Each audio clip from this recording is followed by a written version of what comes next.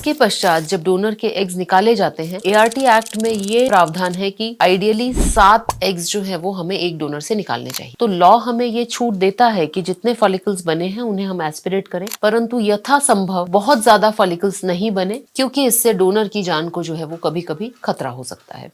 नमस्ते, मैं हूं डॉक्टर प्रिया भावे चित्तावर और आज इस वीडियो के माध्यम से मैं आपको बताऊंगी एग डोनर आईवीएफ के बारे में। अपने चैनल के माध्यम से मैं आप तक लगातार इसी तरह की उपयोगी जानकारी पिछले 10 साल से ला रही हूँ। आशा करती हूँ कि आप हमारे चैनल को सब्सक्राइब जरूर करेंगे, जिससे इसी तरह की जानकारी आप तक लगातार मैं लाती रहूँ।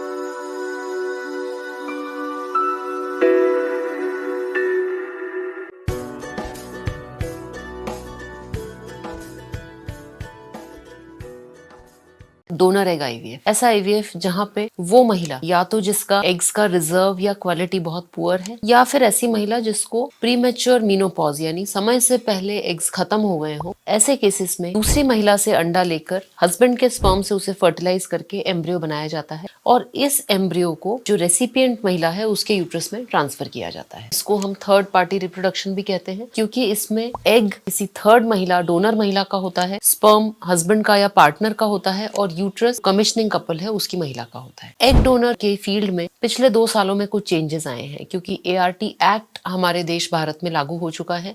उसमें क्लियर कट गाइडलाइंस हैं डोनर एग के बारे में, जो आप सबको एज पेशेंट्स ऑफ इनफर्टिलिटी पता होना बहुत आवश्यक है। डोनर एग आईवीएफ के 2 पार्ट होते हैं। पहला होता है डोनर का स्टिमुलेशन और उससे रिलेटेड बातें, और दूसरा होता है रेसिपिएंट का सिलेक्शन, रेसिपिएंट की प्रिपरेशन, और फाइनल स्टेप होती है एम्ब्रियो ट्रांसफर, जो इन दोनों चीजों को कोऑर्डिनेट करके किया जाता है। आइए सबसे पहले देखें कि डोनर का चुनाव कैसे किया जाता है, उसके क्या लीगल गाइडलाइंस हैं और डोनर को किस तरह से प्रिपेयर किया जाता है उसके एग्स निकालने के लिए। हमारे भारत देश के लॉ के अनुसार एग डोनर ऐसी महिला हो सकती है जिसकी आयु 23 से 35 साल के बीच की हो। पूरे जीवन काल में महिला एक ही बार एग्स डोनेट कर सकती है, और ये बहुत बड़ा चेंज आया है एआरटी एक्ट लागू होने के बाद। इसके पहले महिला 3 बार जो है वो अपने जीवन काल में एग्स डोनेट कर सकती थी। ये जो महिला है इसका कुछ मैंडेटरी टेस्ट होते हैं, जिसमें कि वायरल मार्कर्स, जिसमें कि HIV, HBS और HCV की टेस्टिंग होती है, हीमोग्लोबिन लेवल। इसके अलावा थैलेसीमिया की जो जांच है वो भी एग डोनर्स के लिए मैंडेटरी है। इन सारे टेस्ट को करने के बाद, डोनर की काउंसलिंग के बाद ये सुनिश्चित किया जाता है कि इस डोनर के जो एग्स हैं उनकी संख्या अच्छी है। ऐसा कंपलसरी नहीं है लॉ में कि एग डोनर मैरिड हो या उसके पहले के बच्चे हो, परंतु जाहिर सी बात है कि यदि हम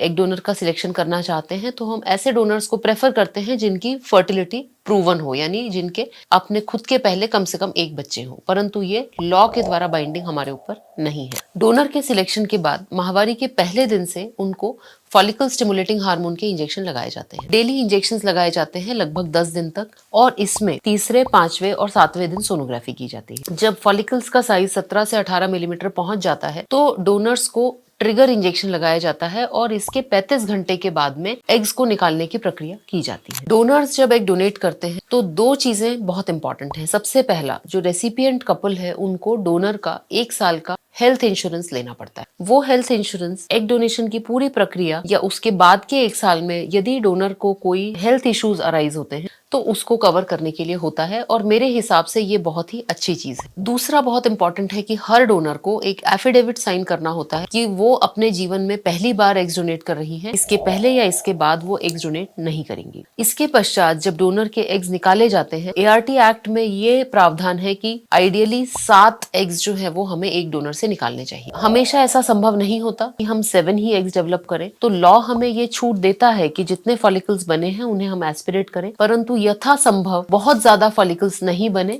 क्योंकि इससे डोनर की जान को जो है वो कभी कभी खतरा हो सकता है। अब आइए बात करते हैं रेसिपिएंट की। चूंकि रेसिपिएंट का यूट्रस वो जगह है जहाँ पे ये एम्ब्रियो डाला जाएगा, तो रेसिपिएंट को पहले ही कुछ टैबलेट्स दी जाती हैं जिससे उनके यूट्रस की लेयर प्रॉपरली डेवलप हो जाती है। जब यूट्रस की लेयर की थिकनेस 7 to 8 मिलीमीटर है, उसका पैटर्न बहुत अच्छा है, तब ये डोनर एग और हस्बैंड स्पर्म से बना हुआ एम्ब्रियो रेसिपिएंट के यूट्रस में ट्रांसफर कर दिया जाएगा। जब ये ट्रांसफर ट्रांसफर होगा तो लॉ ये मैंडेट करता है कि इस प्रेगनेंसी से जो होने वाली संतान है उसको माँ बाप के जितने भी राइट्स हैं लीगल आयर के वो सब मिलेंगे, परंतु डोनर महिला का इस बच्चे के ऊपर किसी भी तरह का कोई भी हक नहीं रहेगा। यथासंभव एग डोनर जो है वो एनोनिमस होता है, परंतु रीसेंट लॉ के अनुसार नॉन डोनेशन जो है वो अलाउड है।